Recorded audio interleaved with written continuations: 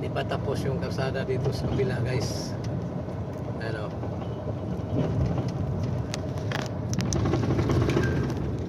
Yeah. Yan, pag natapos na yan, doon nadadaan yung papunta ng Riyadh Taib. Ito naman yung papauwi, itong dinaanan namin ngayon.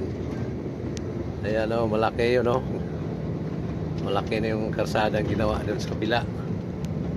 Sa kabila. Malaki ng karsada yung ginawa doon. May ambag na ako dito, guys. Itong karsada na itong Jumum.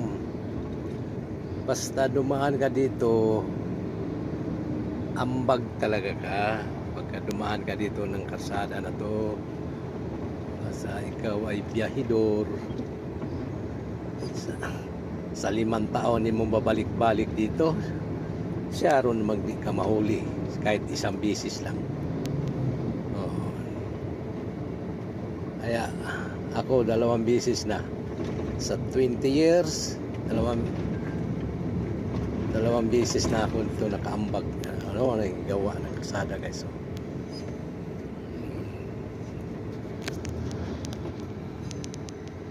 Amot ba? Amot.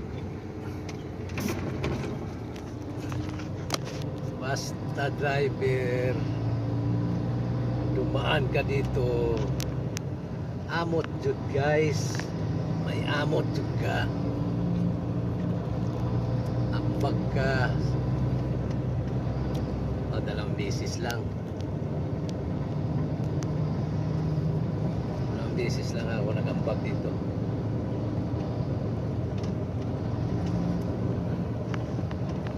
Sa daming truck dumadaan dito, karsada na to. Araw-araw may huli dito, araw-araw may huli talaga yan.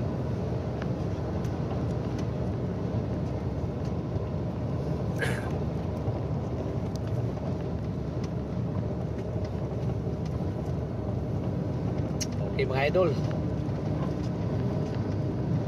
wala na, hindi na, nawala ng lamig. Bubuhay na ako ng aircon kasi doon lang ang lamig. Dito sa Jumum wala na, normal na, mainit na. Yun, tingnan mo, may nahuli na. Wala, di ba sipyat, araw-araw may mahuli dito. Yun.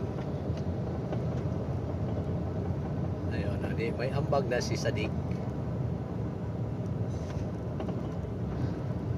May ambag na si Sadik.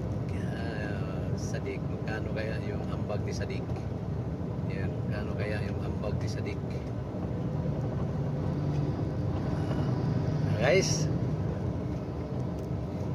basta dumaan ka dito, sa 5 taon ka babalik-balik dito, imposible na walang 1-2 na di ka mahuli dito. Mahuli ka talaga kahit anong ingat.